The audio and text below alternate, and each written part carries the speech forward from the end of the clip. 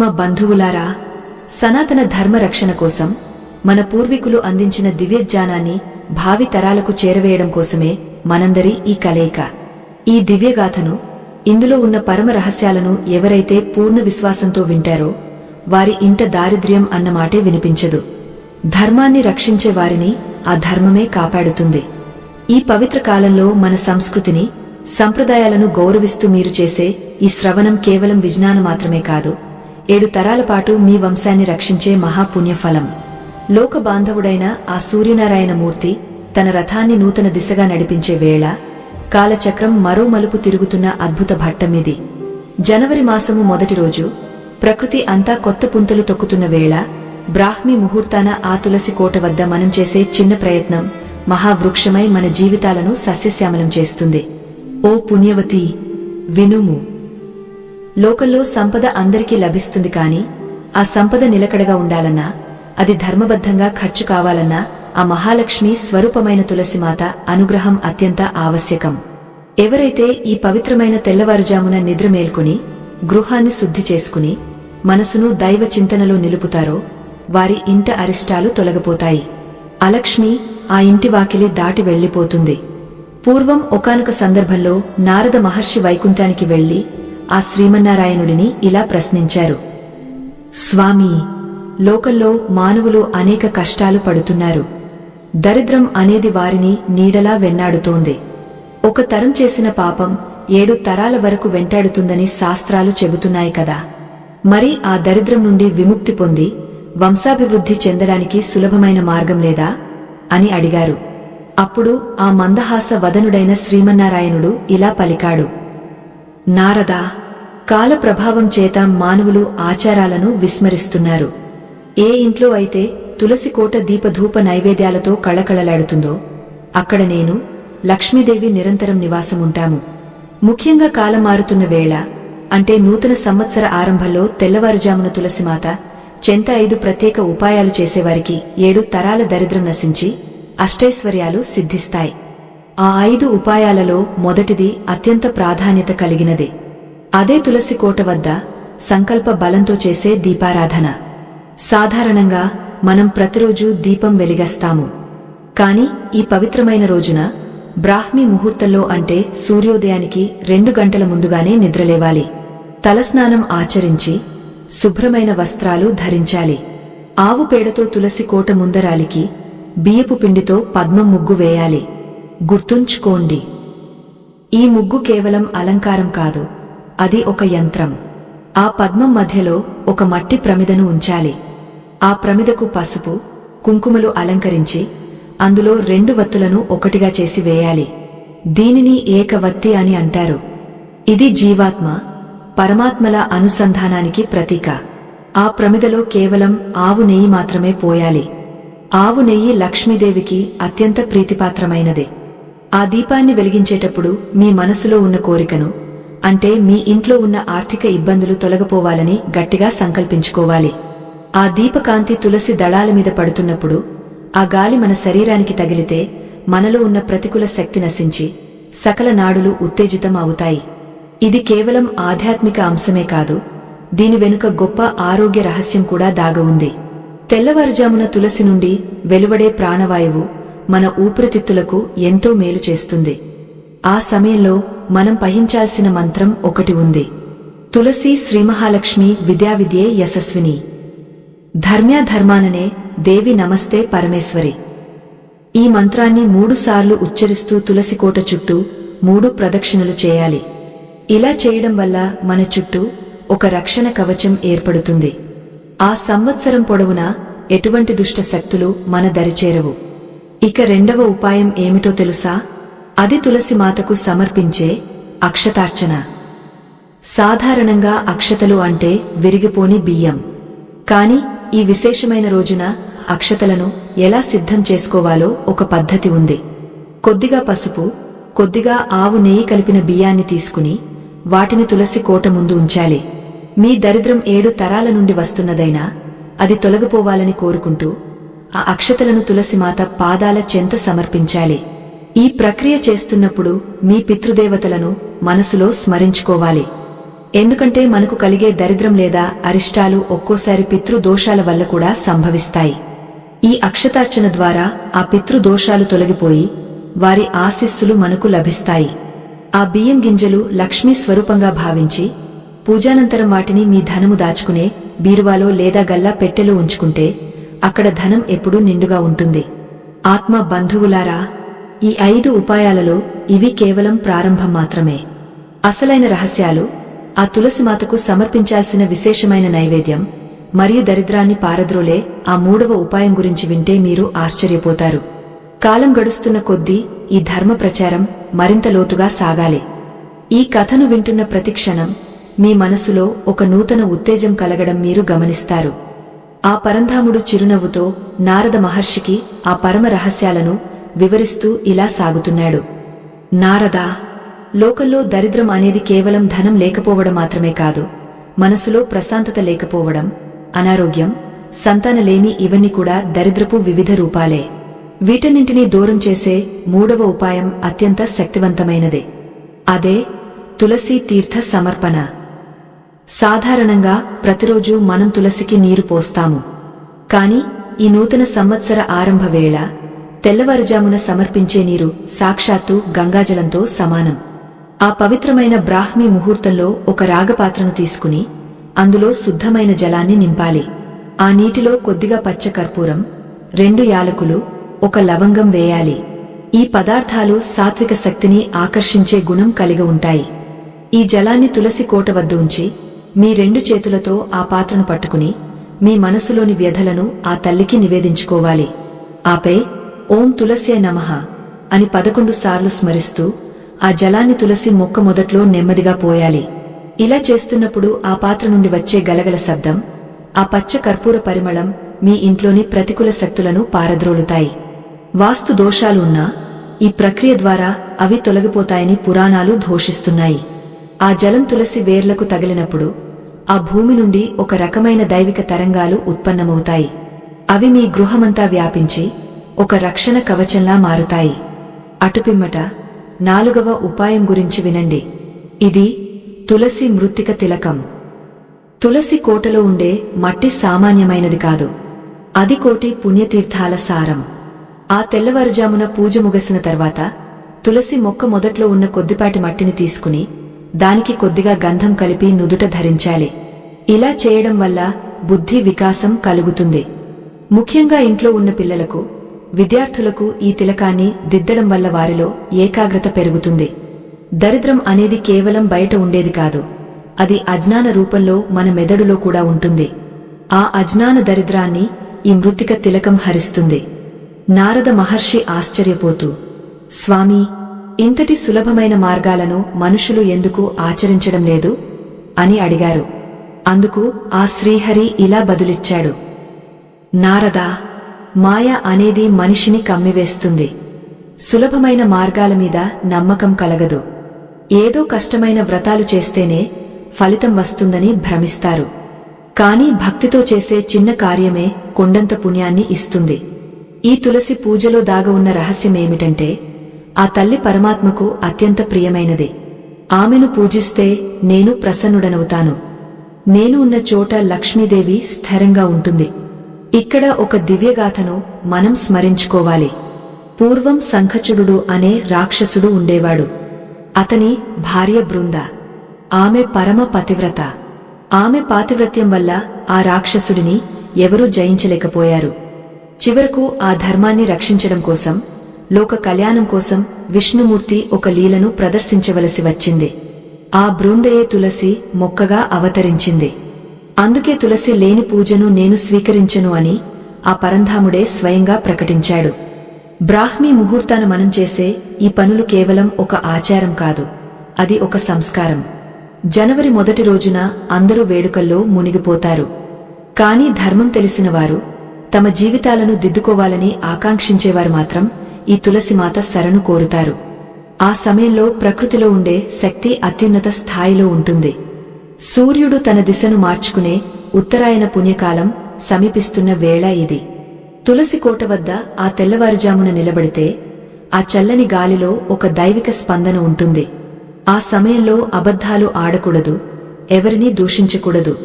కేవలం శుభ్రమైన ఆలోచనలతో ఉండాలి. 5వ ఉపాయం గురించి తెలుసుకోవడానికి ముందు మనసును మరింత నిశ్చలం చేసుకోవాలి. ఆ 5వ ఉపాయమే మంగళ హారతి. తులసిమాతకు కర్పూర హారతి ఇచ్చేటప్పుడు మనం పఠించాల్సిన స్తోత్రం, ఆ సమయంలో మనం చూపించాల్సిన ముద్రలు అత్యంత రహస్యమైనవి.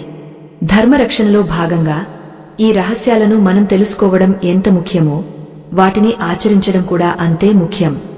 దరిద్రం అనేది ఒక చీకటి లాంటిది. జ్ఞానం అనే దీపం వెలిగితే ఆ చీకటి పటాపంచలు అవుతుంది. మన వంశంలో ఉన్న పితృదేవతలు కూడా మనం చేసే ఈ తులసి పూజను చూసి సంతోషిస్తారు. వారు తృప్తి చెందితే మనకు సంతాన వృద్ధి, ధన వృద్ధి కలుగుతాయి.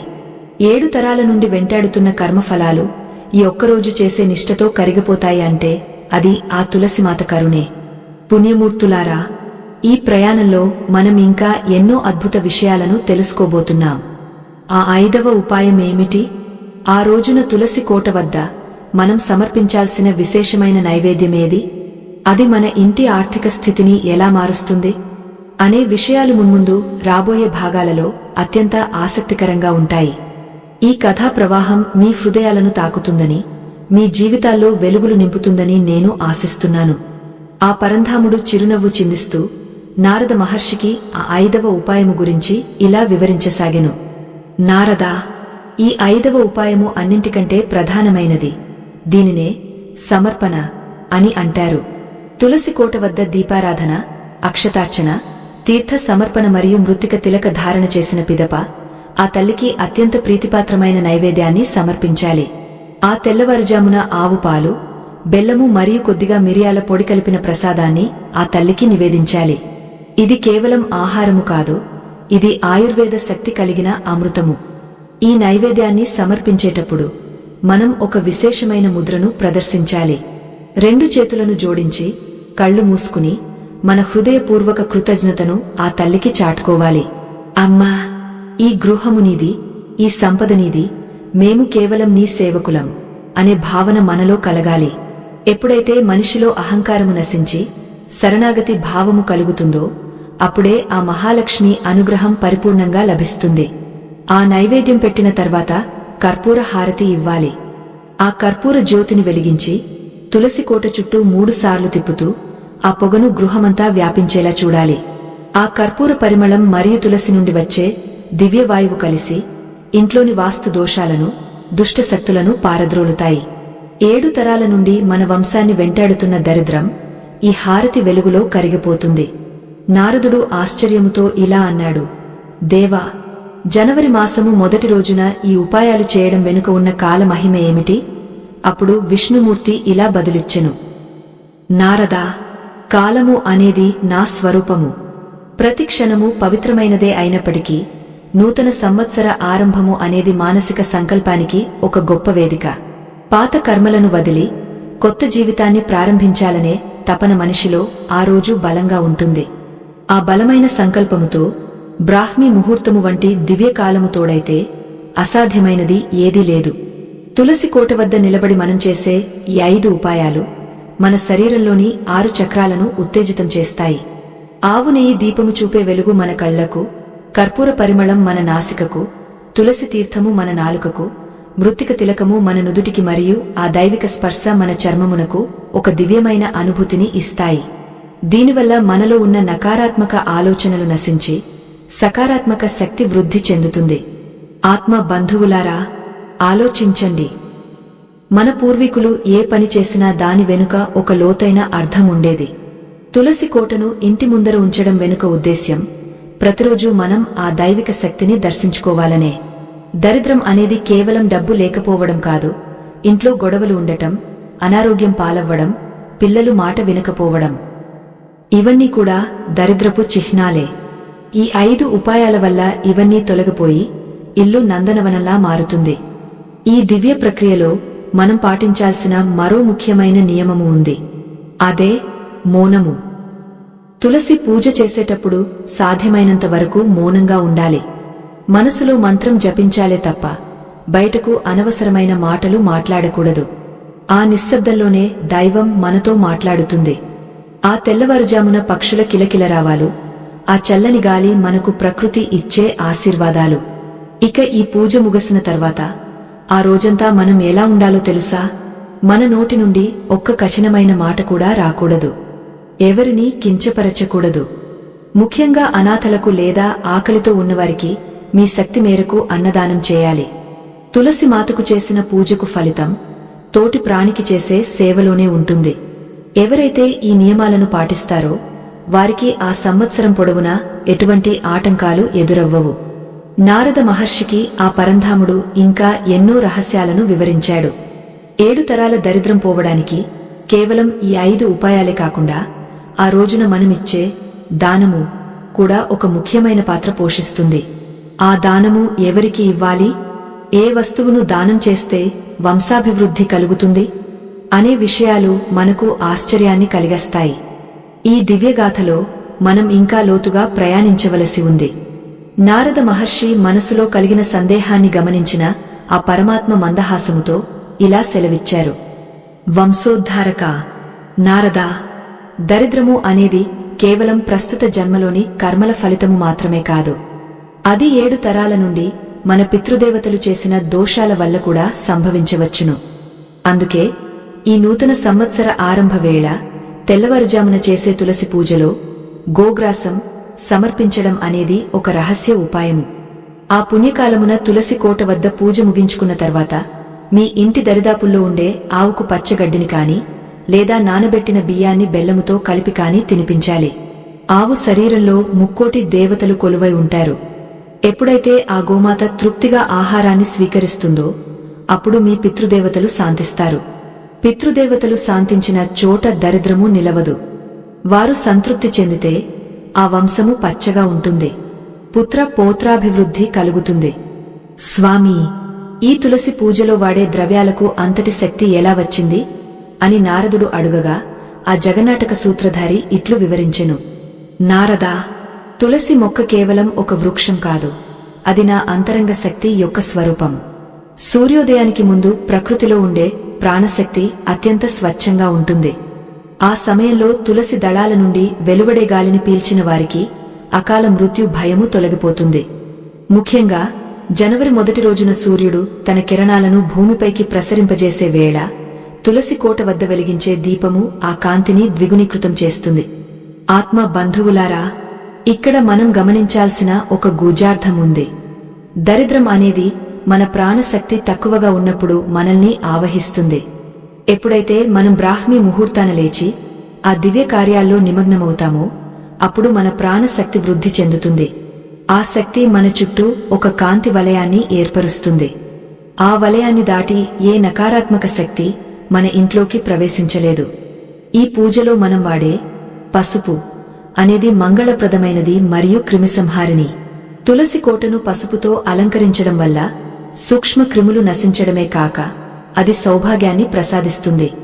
అలాగే కుంకుమ మనలోని శక్తిని మేల్కొల్పుతుంది. ఈ 5 ఉపాయాలు ఆచరించేటప్పుడు మీ మనసులో ఎటువంటి సంశయము ఉండకూడదు. నేను చేస్తున్న ఈ పని వల్ల నా వంశము తరిస్తుంది అనే దృఢ నిశ్చయము ఉండాలి. లోకములోని మానవులు ఎందరో ఈ రహస్యాలను తెలియక తమ జీవితాలను అశాంతితో గడుపుతున్నారు. తెల్లవారుజామున నిద్రలేవడం కష్టమని భావిస్తారు. కాని ఒక్కరోజు చేసే ఈ నిష్ఠ మీ జీవితకాలపు కష్టాలను దూరం చేస్తుంది. 7 తరాల దరిద్రం పోవాలంటే ఆ 7 తరాల పాప కర్మలను కాల్చివేసే అగ్నిహోత్రమే తులసి కోట ముందు మనం వెలిగించే ఆ దీపము. నారద మహర్షి పరవశించిపోయి, దేవా, ఇంతటి సులభమైన శక్తివంతమైన మార్గాన్ని బోధించినందుకు ధన్యుడిని. అయితే ఈ పూజ ముగిసిన తర్వాత తులసిమాతకు ప్రదక్షిణలు చేసేటప్పుడు ఏదైనా విశేషమైన శ్లోకాన్ని పఠించాలా అని అడిగారు. అప్పుడు ఆ పరంధాముడు ఒక పరమ పవిత్రమైన మంత్రాన్ని ఉపదేశించాడు. ఆ మంత్రము మరియు దాని ఫలితము గురించి వింటే మీ హృదయము భక్తితో ఉప్పొంగుతుంది. ఆ మంత్రము మనలోని దారిద్ర్య రేఖను ఎలా చెరిపివేస్తుందో తర్వాతి ఘట్టంలో తెలుసుకుందాం. పుణ్యశీలులారా, భక్తితో కూడిన ఈ ప్రయాణము మనల్ని ఉన్నత స్థితికి చేరుస్తుంది. ఆ తల్లి తులసి దేవి అనుగ్రహముంటే అసాధ్యమైనది ఏదీ లేదు. ఆ మంత్ర జపము ఎలా చేయాలో, దానివల్ల కలిగే మానసిక శాంతి ఎటువంటిదో మున్ముందు మనం దర్శించబోతున్నాం. ఆ జగన్నాటక సూత్రధారి కమలనాభుడు నారద మహర్షి వైపు వాత్సల్యముతో చూసి ఆ రహస్య మంత్రాన్ని ఉపదేశింపసాగెను. నారదా, తులసికోట చుట్టూ ప్రదక్షిణలు చేసేటప్పుడు పఠించాల్సిన ఈ శ్లోకము సకల పాపహరము. యన్ములే సర్వతీర్థాని యన్మధ్యే సర్వదేవతాన్హ యదగ్రే సర్వవేదాశ్చ తులసి త్వాం నమామ్యహం.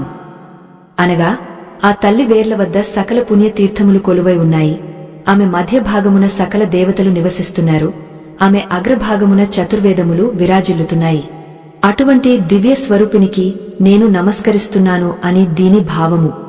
ఈ మంత్రాన్ని మనసులో తలచుకుంటూ నిలకడగా ప్రదక్షిణలు చేయాలి. ఒక్కొక్క అడుగు వేస్తున్నప్పుడు మన పూర్వీకులు చేసిన పాప కర్మలు ఒక్కొక్కటిగా నశిస్తున్నాయని భావించాలి. 7 తరాల దరిద్రము అనేది కేవలం ధనానికి సంబంధించింది మాత్రమే కాదు. అది మన వంశ పరంపరగా వచ్చే కొన్ని ప్రతికూల అలవాట్లు మరియు ఆలోచన విధానాల ఫలితము. ఈ మంత్ర జపము ఆలోచనలను శుద్ధి చేసి మనలో ఒక నూతన చైతన్యాన్ని నింపుతుంది. ఆ తెల్లవారుజామున వాతావరణము ప్రశాంతంగా ఉంటుంది కాబట్టి మన మనస్సు ఈ మంత్రశక్తిని త్వరగా గ్రహిస్తుంది. నారద మహర్షి పరవశించిపోయి, స్వామీ, ఈ 5 ఉపాయాలను ఆచరించిన వారికి లభించే ఫలితము ఎటువంటిది అని అడిగారు. అప్పుడు శ్రీహరి ఇలా సెలవిచ్చారు. నారదా, ఈ క్రియలను ఆచరించిన వారి ఇంట దారిద్ర్యము అడుగుపెట్టడానికి భయపడుతుంది. కేవలం ఆర్థిక లాభమే కాకుండా ఆ గృహమును ఉన్నవారికి ఆయురారోగ్యములు, మానసిక ప్రశాంతత సిద్ధిస్తాయి. ముఖ్యంగా ఆ గృహములోని స్త్రీలు సౌభాగ్యవంతులుగా ఉంటారు. ఏ ఇంట్లో అయితే స్త్రీ సంతోషంగా ఉంటుందో ఆ ఇంట్లో లక్ష్మీదేవి తాండవిస్తుంది. ఆత్మ బంధువులారా, మన హిందూ ధర్మంలోని గొప్పదనాన్ని, మన పురాణాల్లోని అద్భుత రహస్యాలను మన పిల్లలకు, నేటి తరానికి అర్థమయ్యేలా చేరవేయడమే మా ఈ లక్ష్యం. ఈ సనాతన ధర్మ ప్రచార యజ్ఞంలో మా బృందం నిరంతరం శ్రమిస్తోంది. ఈ మహత్కార్యంలో మీరు కూడా భాగస్వాములు కావాలని ఆశిస్తున్నాం. మీ చిన్న సహకారం ఈ ధర్మ జ్యోతిని మరింత వెలిగించడానికి తోడ్పడుతుంది. ఇక్కడ కనిపిస్తున్న స్కాన ద్వారా మీ శక్తి మేరకు తోడ్పాటు అందించి మన సంస్కృతిని కాపాడుకునే ఈ ప్రయాణంలో మాకు అండగా నిలవండి. మీ సహకారమే ఈ ధర్మ ప్రచారానికి అసలైన బలం. మహర్షి, వినుము. ఈ పూజలో మరొక విశేషము ఉంది. తులసి కోట వద్ద దీపము వెలిగించిన తర్వాత ఆ వెలుగులో కొద్దిసేపు ధ్యానము చేయాలి. మనలోని అంతరాత్మను ఆ తల్లి తులసితో అనుసంధానం చేయాలి. అప్పుడు మనకు కలిగే అనుభూతి వర్ణనాతీతము. ఆ సమయంలో మన నోటి నుండి వచ్చే ప్రతి మాట ఒక సత్యమై తీరుతుంది. అందుకే ఆ రోజున ఎటువంటి చెడు మాటలు మాట్లాడకూడదని పెద్దలు చెబుతారు.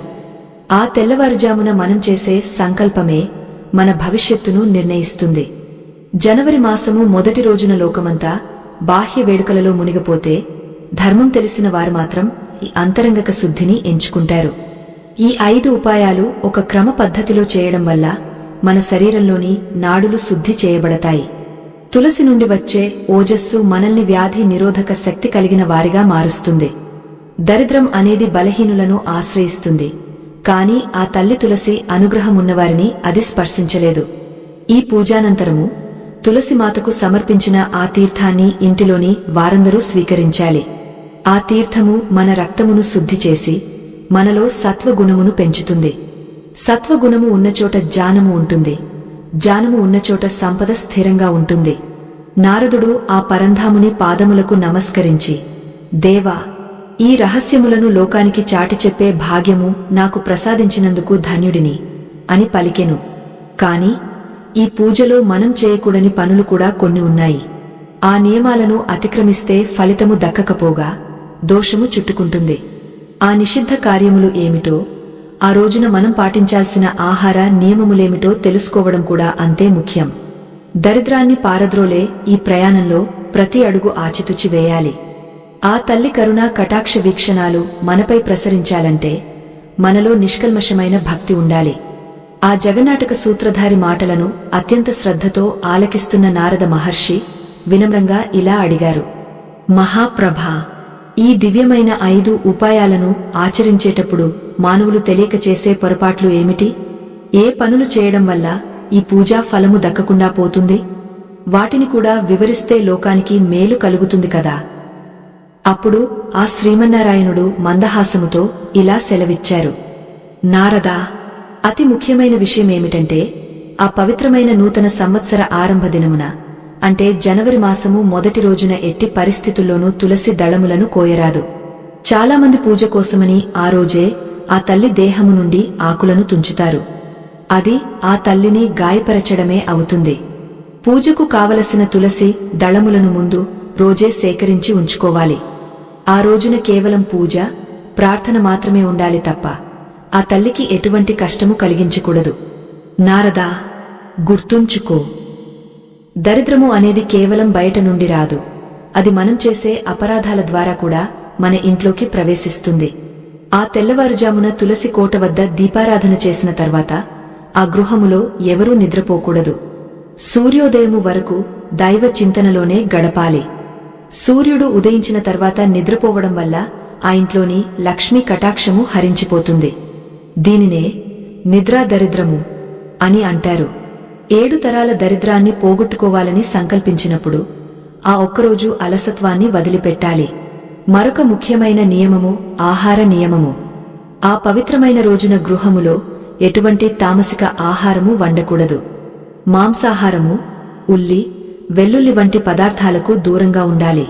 కేవలం సాత్వికమైన ఆహారాన్ని అంటే భగవంతుడికి నివేదించిన ప్రసాదాన్ని మాత్రమే స్వీకరించాలి. ఎందుకంటే మన ఆహారమే మన ఆలోచనలను శాసిస్తుంది. ఆలోచనలు శుద్ధిగా ఉన్నప్పుడే మనం చేసే ప్రార్థన ఆ తులసి మాతకు చేరుతుంది. ఆ రోజున మద్యపానము లేదా ధూమపానము వంటి దురలవాట్లకు దూరంగా ఉండటం అత్యంత ఆవశ్యకం. నారదుడు మళ్లీ ఇలా ప్రశ్నించాడు, స్వామీ, మరి ఆ రోజున ఎవరికైనా దానము చేయవచ్చునా? ఆ దానము వల్ల కలిగే ఫలితము ఏమిటి?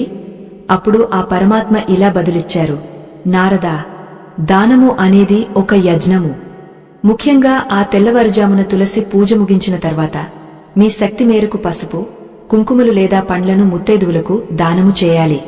అలాగే ఆకలితో ఉన్న పేదవారికి అన్నదానము చేయాలి. ఎప్పుడైతే మీరు ఇతరుల ఆకలిని తీరుస్తారో అప్పుడు మీ ఇంట్లో అన్నపూర్ణాదేవి నిరంతరం కొలువై ఉంటుంది. దానము చేసేటప్పుడు అహంకారము ఉండకూడదు. నేను ఇస్తున్నాను అనే భావన కంటే భగవంతుడు ఇచ్చిన దానిని పంచుతున్నాను అనే వినయము ఉండాలి. ఆత్మ బంధువులారా, ఈ మాటలు వింటుంటే మీకు అర్థమవుతుందా మన ధర్మము ఎంతటి లోతైనదో? 7 తరాల దరిద్రము అంటే అది మన రక్తములోనే ప్రవహించే ప్రతికూల కర్మ. ఆ కర్మను ప్రక్షాళన చేయాలంటే కేవలం పూజ సరిపోదు, మన ప్రవర్తనలో కూడా మార్పు రావాలి. ఆ తెల్లవారుజామున మీరు తులసి కోట వద్ద నిలబడినప్పుడు మీ మనసులోని క్రోధాన్ని, అసూయను ఆ తల్లి పాదాల చెంత వదిలేయాలి. అమ్మా, నాలోని చెడును తొలగించి నన్ను ఒక మంచి మనిషిగా మార్చు అని వేడుకోవాలి. ఆ రోజున ఇంటికి వచ్చిన అతిథులను గౌరవించాలి. ఎవరినీ కించపరచకూడదు. ముఖ్యంగా యాచకులు ఎవరైనా వస్తే వారిని ఖాళీ చేతులతో పంపకూడదు.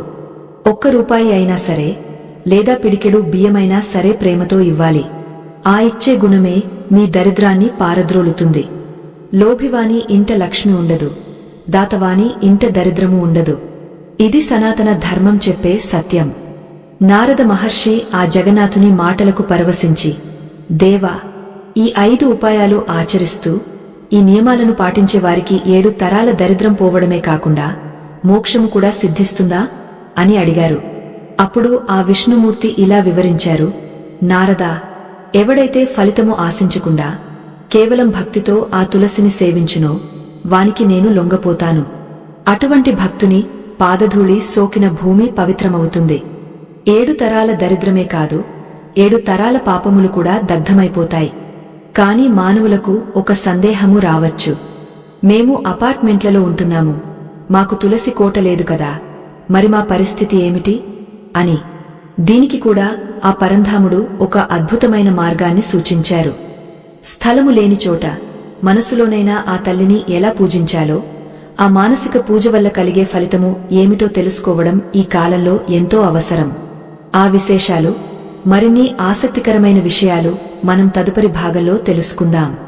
పుణ్యమూర్తులారా, కాలం మారుతున్న వేళ ఆధునిక జీవనశైలిలో మనందరికీ ఒక సందేహం కలగడం సహజం. అమ్మా, మాకు విశాలమైన అంగనాలు లేవు, తులసి కోటను నిర్మించుకునే వీలు లేదు, మేము పట్టణాలలో బహుళ అంతస్తుల భవనాలలో నివసిస్తున్నాము, మరి మా పరిస్థితి ఏమిటి? మాకు ఆ 7 తరాల దరిద్రం నుండి విముక్తి లభించదా అని మీరు అడగవచ్చు. దీనికి ఆ పరంధాముడు నారద మహర్షికి అందించిన సమాధానం మనందరికీ ఒక దివ్య మార్గదర్శి. ఆ జగన్నాథుడు ఇలా పలికాడు: నారదా, భక్తికి భౌతికమైన హద్దులు లేవు. మనసున్న చోట మాత ఉంటుంది. ఎవరికైతే తులసి కోటను నిర్మించుకునే స్థలము లేదో వారు ఒక చిన్న మృన్మయ పాత్రలో, అంటే మట్టికుండలో తులసి మొక్కను నాటుకుని దానిని తమ గృహములోని ఉత్తర లేదా తూర్పు దిశలో ఉంచుకోవచ్చు. అది కూడా వీలుపడని పక్షంలో మానసిక పూజ అత్యున్నతమైనది. కళ్ళు మూసుకుని తన హృదయ కమలంలోనే కోటి సూర్యప్రభలతో వెలుగుతున్న తులసి కోటను దర్శించి నేను చెప్పిన ఆ 5 ఉపాయాలను మనస్సుతోనే ఆచరించిన వారికి ప్రత్యక్షంగా చేసిన దానికంటే 1000 రెట్లు అధిక ఫలితము లభిస్తుంది. నారదా, వినుము. దరిద్రము అనేది కేవలం ధనానికి సంబంధించింది మాత్రమే కాదు, అది భావ దరిద్రము కూడా.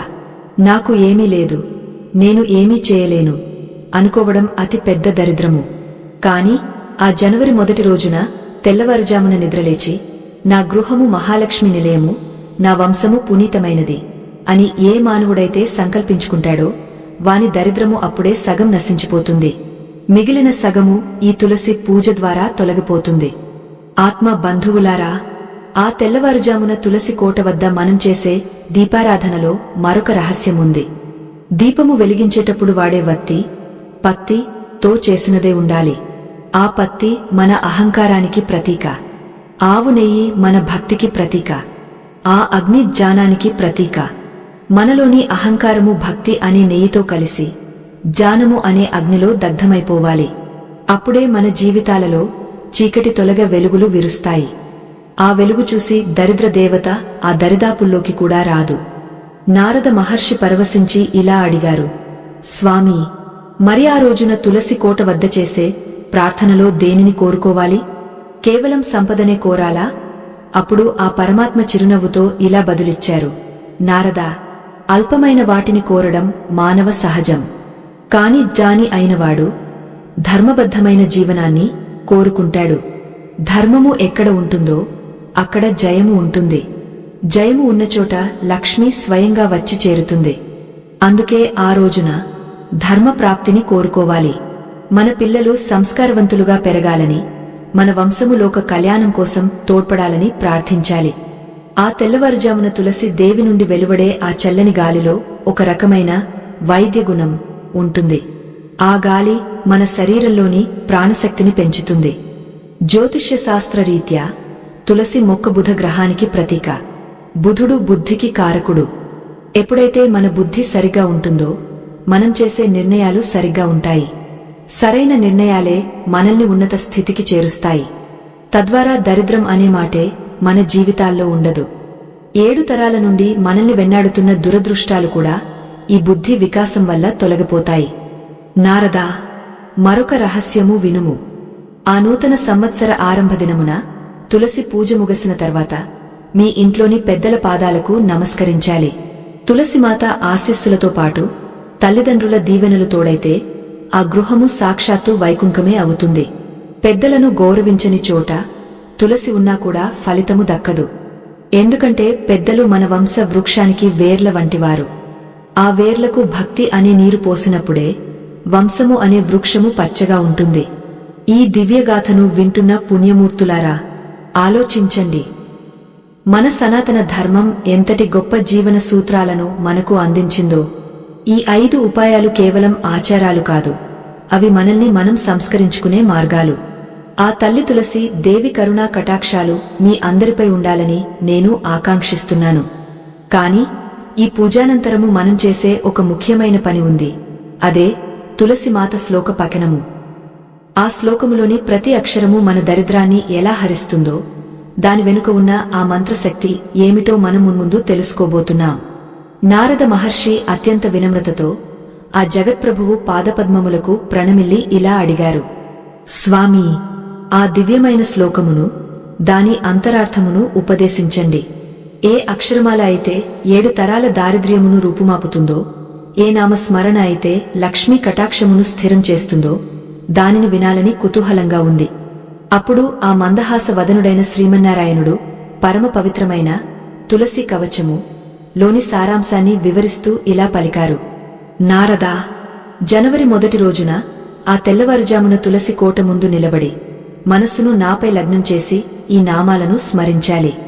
బృందా, బృందావని, విశ్వపూజిత, పుష్పసార, నందిని, తులసి, కృష్ణజీవని. ఈ నామములు కేవలం శబ్దములు కావు, ఇవి శక్తి బీజములు. ఒక్కొక్క నామము మన వంశములోని ఒక్కొక్క తరం చేసిన పాపమును దహించివేస్తుంది. బృంద అంటే సమస్త దేవతల సమూహము తనలో ఉన్నదని అర్థము. బృందావని అంటే నిరంతరము భగవంతుని సన్నిధిలో ఉండేదని భావము. విశ్వపూజిత అంటే లోకమంతా ఎవరిని పూజిస్తుందో ఆమె అని అర్థము. ఈ నామాలను ఎవరైతే ఆ బ్రాహ్మీ ముహూర్తమును పలిస్తారో వారి వాక్కులో సరస్వతీ దేవి కొలువై ఉంటుంది. వారి ఆలోచనలలో స్పష్టత వస్తుంది. ఎక్కడైతే స్పష్టమైన ఆలోచన ఉంటుందో అక్కడ దరిద్రము ఉండదు. దరిద్రము అంటే కేవలం ధనము లేకపోవడమే కాదు, గందరగోళమైన బుద్ధి కూడా ఒక రకమైన దారిద్ర్యమే. నారదా, వినుము. ఈ నామ స్మరణ చేసేటప్పుడు మన హృదయము నుండి ఒక రకమైన ప్రకంపనలు వెలువడతాయి. ఆ ప్రకంపనలు తులసి మొక్క నుండి వచ్చే ప్రాణవాయువుతో కలిసి మన ఇంటి ఆవరణను ఒక పవిత్ర క్షేత్రంగా మారుస్తాయి. 7 తరాల దరిద్రము పోవాలంటే మన పితృదేవతల ఆశీస్సులు అత్యవసరం. ఈ నామాలను స్మరిస్తూ తులసి కోటపై ఆవు పాలు చల్లితే ఆ పితృదేవతలు పరమతృప్తి చెందుతారు. వారి ఆశీర్వాదమే మన ఇంటికి రక్షణ కవచము. ఆత్మ బంధువులారా, ఆ పరంధాముడు చెప్పిన ఈ మాటలను ఒక్కసారి నిశితంగా గమనించండి. మనము చేసే ప్రతి పని వెనుక ఒక విజ్ఞానము దాగ ఉంది. ఆ తెల్లవారుజామున ఆకాశము నుండి వచ్చే కిరణాలలో ఓజస్సు అధికంగా ఉంటుంది. ఆ సమయంలో తులసి కోట వద్ద నిలబడి ఈ నామాలను జపించడం వల్ల మన శరీరంలోని కణాలని పునరుజ్జీవం పొందుతాయి. ఇది మనల్ని మానసిక ఒత్తిడి నుండి దూరం చేస్తుంది. ప్రశాంతమైన మనస్సుతో చేసే ఏ వ్యాపారమైనా, ఏ పనైనా విజయవంతమవుతుంది. విజయము వరించిన చోట ఐశ్వర్యము దానంతటా అదే వస్తుంది. నారదుడు మళ్లీ ఇలా అడిగారు. మహాప్రభా, ఈ పూజ ముగసిన తర్వాత ఆ తులసిమాతకు ఏ విధమైన నమస్కారము చేయాలి? దానికి ఏదైనా ప్రత్యేక విధానము ఉందా? అందుకు శ్రీహరి ఇలా బదులిచ్చారు. నారదా, అష్టాంగ నమస్కారము లేదా పంచాంగ నమస్కారము చేయడం శ్రేష్ఠము. కాని అన్నింటికంటే మిన్న అయినది భావాత్మక నమస్కారము. అంటే నా సర్వస్వము నీవే అని ఆ తల్లికి సమర్పించుకోవడం. ఆ సమయంలో మన కళ్ల నుండి వచ్చే ఆనంద బాష్పము 7 తరాల పాపాలను కడిగివేస్తుంది. పుణ్యవతులారా, గుర్తుంచుకోండి. జనవరి 1 రోజున ప్రపంచమంతా కేవలం వేడుకల కోసం వెతుకుతుంది. కాని మీరు మాత్రం వెలుగు కోసం వెతకాలి. ఆ వెలుగు తులసి కోట వద్ద వెలిగించే దీపములోనే ఉంది. ఆ దీపము కేవలం నూనెతో వెలిగేది కాదు, అది మీ నమ్మకముతో వెలిగేది. ఆ రోజున మీరు చేసే ఈ చిన్న ప్రయత్నము మీ పిల్లల భవిష్యత్తును బంగారుమయం చేస్తుంది. వారికి సంపదతో పాటు సంస్కారాన్ని కూడా ప్రసాదిస్తుంది. నారద మహర్షి పరవశించిపోయి ఆ జగన్నాథుని లీలలను కొనియాడారు. అయితే ఆ పూజానంతరము మనం స్వీకరించే ప్రసాదము మరియు ఆ రోజంతా మనం పాటించాల్సిన ధర్మవర్తన గురించి ఆ పరంధాముడు మరికొన్ని అద్భుతమైన విషయాలను వెల్లడించారు. ఆ విషయాలను తెలుసుకుంటే మన జీవితము ధన్యమవుతుంది. మన వంశములోని దరిద్ర రేఖలు చెరిగిపోయి అదృష్ట రేఖలు ఎలా ఉదయిస్తాయో మున్ముందు మనం దర్శించబోతున్నాం. ఈ దివ్య ప్రయాణము ముగింపుకు చేరువవుతున్న కొద్దీ మనలో భక్తి భావము రెట్టింపు కావాలి. నారద మహర్షి మనసులోని ఆనందము వెల్లువలా సాగుతుండగా ఆ జగన్నాటక సూత్రధారి వైపు చూసి ఇలా విన్నవించుకున్నారు. మహాప్రభా, ఈ దివ్యమైన 5 ఉపాయాలను ఆచరించి ఆ పవిత్ర నామాలను స్మరించిన భక్తులకు ఆ రోజంతా మరియు ఆ సంవత్సరం పొడవునా ఎటువంటి ఫలితము కలుగుతుందో సెలవీయండి. ఆ తల్లి తులసి వారి గృహమున ఏ రూపంలో నివసిస్తుందో వివరించండి. అప్పుడు ఆ పరమాత్మ గంభీరమైన స్వరంతో ఇలా పలికారు. నారదా, జనవరి 1 రోజున ఆ తెల్లవారుజామున నిష్ఠతో ఈ క్రియలు చేసిన వారి గృహము ఒక సామాన్యమైన ఇల్లు కాదు, అది ఒక ధర్మక్షేత్రము. ఆ పూజ ముగిసిన క్షణము నుండి ఆ ఇంట్లో ఉన్న ప్రతికూల శక్తి నశించి సకారాత్మక శక్తి వృద్ధి చెందుతుంది. 7 తరాల దరిద్రము అనేది ఒక చీకటి పొర లాంటిది. ఆ పొర ఈ పూజా ఫలితము అనే కాంతి ముందు నిలువలేదు. ఆ గృహములోని సభ్యులకు ఒక అద్భుతమైన మానసిక పరివర్తన కలుగుతుంది. నారదా, వినుము. ఆ రోజున తులసి కోట వద్ద మనం చేసే సంకల్పము కేవలం మాటలకే పరిమితము కాదు. అది ఆ ప్రకృతి మాత యొక్క గర్భంలోకి వెళ్లి మనకు కావలసిన ఐశ్వర్యాన్ని సృష్టించడం ప్రారంభిస్తుంది. ఆ ఐశ్వర్యము కేవలం బంగారము రూపంలోనే ఉండదు. అది సంతోషము రూపంలో ఉంటుంది. ఏ ఇంట్లో అయితే మనుషుల మధ్య అనురాగము ఉంటుందో, ఎక్కడైతే కలహాలు ఉండవో, అక్కడ లక్ష్మీదేవి స్థిరనివాసము ఉంటుంది. 7 తరాల నుండి మనల్ని వెంటాడుతున్న దరిద్రము పోవడము అంటే మన ఆలోచన విధానంలో ఉన్న లోపాలు తొలగపోవడము. మనము చేసే వృత్తిలో, వ్యాపారంలో మనకు మంచి మార్గాలు కనిపిస్తాయి. మన కష్టానికి తగిన ప్రతిఫలము లభిస్తుంది. ఆత్మ బంధువులారా, ఆ పరంధాముడు చెప్పిన ఈ మాటలు మన జీవితాలకు ఎంతటి భరోసానిస్తున్నాయో గమనించండి. చాలామంది తమ కష్టానికి తగిన ఫలితం దక్కడం లేదని బాధపడుతుంటారు. దానికి కారణం వారి వంశానుగతమైన కొన్ని దోషాలే. ఈ తులసి పూజ ఆ దోషాలనే వేర్లతో సహా తొలగించివేస్తుంది. ఆ రోజంతా మీరు ఒక ప్రశాంతమైన స్థితిలో ఉండాలి. ఆ తల్లి తులసి దేవి ఆశీస్సులు పొందిన వారికి ఆ సంవత్సరం ఎదురయ్యే ఎటువంటి విపత్తులైనా సరే చిన్నపాటి గాలివాన్లా వచ్చి వెళ్లిపోతాయి తప్ప వారిని నష్టపరచలేవు. ఆ తల్లి వారిని ఒక రక్షణ కవచంలా కాపాడుతుంది. నారదుడు మళ్లీ ఇలా ప్రశ్నించాడు, దేవా, మరి ఆ పూజానంతరము తులసి మాతకు సమర్పించిన ఆ దీపము ఎంతసేపు వెలగాలి? ఆ జ్యోతిని ఎలా కాపాడుకోవాలి? అప్పుడు శ్రీహరి ఇలా బదులిచ్చారు, నారదా, ఆ జ్యోతి కనీసం సూర్యోదయము వరకు నిరంతరము వెలుగుతూనే ఉండాలి. ఆ వెలుగులో ఉన్న లక్ష్మీ కళను మనం దర్శించాలి. ఆ దీపము కొండెక్కిన తర్వాత ఆ ప్రమిదలోని విభూతిని కాని లేదా గంధమును కాని నుదుట ధరించాలి. ఆ పూజ ముగిసిన తర్వాత తులసి కోట చుట్టూ మనం వేసిన ముగ్గును తొక్కకూడదు. ఆ ప్రాంతాన్ని పరమ పవిత్రంగా ఉంచాలి. పుణ్యమూర్తులారా, మన ధర్మము మనకు క్రమశిక్షణను నేర్పుతుంది. ఆ ఒక్కరోజు మనం పాటించే ఈ నియమాలు మనలో ఒక నూతన ఆత్మవిశ్వాసాన్ని నింపుతాయి. నాకు ఆ తల్లి తోడుంది అనే నమ్మకము మనల్ని ఎటువంటి కష్టాన్నైనా ఎదిరించేలా చేస్తుంది. 7 తరాల దరిద్రాన్ని పారద్రోలడం అంటే మన వంశవృక్షాన్ని మనం మళ్లీ కొత్తగా చిగురింపజేయడమే. ఆ తల్లి తులసి దేవి కరుణ ఉంటే ఎండిపోయిన కొమ్మ కూడా మళ్లీ పూలు పూస్తుంది. ఇక ఈ దివ్యగాథ ముగింపు దశకు చేరుకుంటోంది. 10 భాగాలుగా సాగుతున్న ఈ జ్ఞాన ప్రవాహంలో చివరి భాగము అత్యంత కీలకమైనది. ఆ చివరి భాగంలో ఈ 5 ఉపాయాల యొక్క పూర్తి సారాంశము మరియు పూజ ముగిసిన తర్వాత మనం పయించాల్సిన స్వస్తి మంత్రము గురించి తెలుసుకోబోతున్నాం. ఆ మంత్రము పఠించినప్పుడే ఈ పూజ సంపూర్ణమవుతుంది. 7 తరాల దరిద్రము శాశ్వతంగా పోయి అష్టైశ్వర్యాలు మన లోగిళ్లలో ఎలా తాండవిస్తాయో ఆ చివరి ఘట్టంలో మనం దర్శిద్దాం. మనసును ఆ పరమాత్మ వైపు మళ్లించండి. ఆ తల్లి తులసి అనుగ్రహం కోసం వేచి చూడండి. ఆ దివ్య మంగళ స్వరూపుడైన పరంధాముడు నారద మహర్షికి ఈ రహస్య బోధను ముగిస్తూ ఇలా సెలవిచ్చారు, నారదా, ఎవరైతే ఈ జనవరి మాసము మొదటి రోజున బ్రాహ్మీ ముహూర్తమున నిద్రలేచి నిశ్చలమైన భక్తితో ఈ 5 ఉపాయాలను ఆచరిస్తారో వారి జీవితము ధన్యమవుతుంది. ఆ గృహమున దరిద్రము అనేది నీడలా కూడా కనిపించదు. ఈ 5 ఉపాయాలు దీపారాధన, అక్షతార్చన, తీర్థ సమర్పణ, మృత్తిక తిలక ధారణ మరియు నైవేద్య సహిత మంగళహారతి. ఇవి కేవలం క్రియలు కావు, ఇవి ఆ తల్లి తులసి దేవికి మనం సమర్పించుకునే పంచప్రాణాలు. నారదా, ఈ క్రియలు ఆచరించిన తర్వాత ఆ రోజు పొడవునా పరుష పదజాలము వాడకుండా, ఎవరిని నొప్పించకుండా దినజనులకు సాయం చేస్తూ గడిపితే ఆ 7 తరాల దరిద్రము సమూలంగా నాశనమవుతుంది.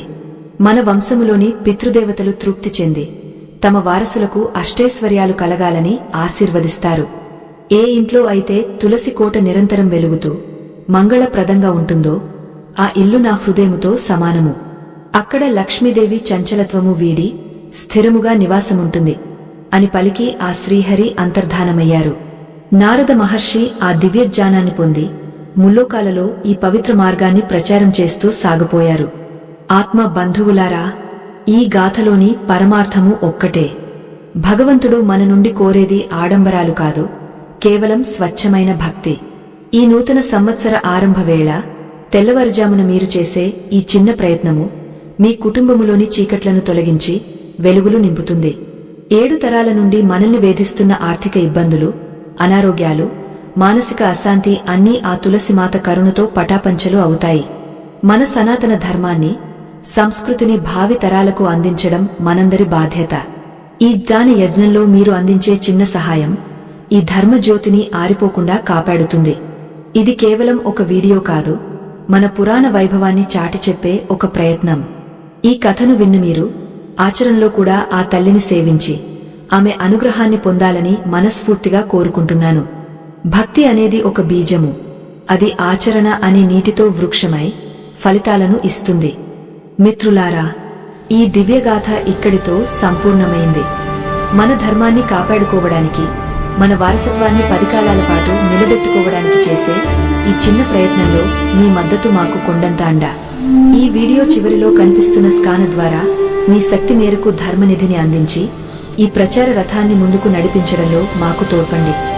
సర్వే జనా సుఖినో భవంతు. లోకాన్ః సమస్తాన్ః సుఖినో భవంతు. శాంతిన్ః శాంతిన్ః శాంతిన్ః. స్వస్తి.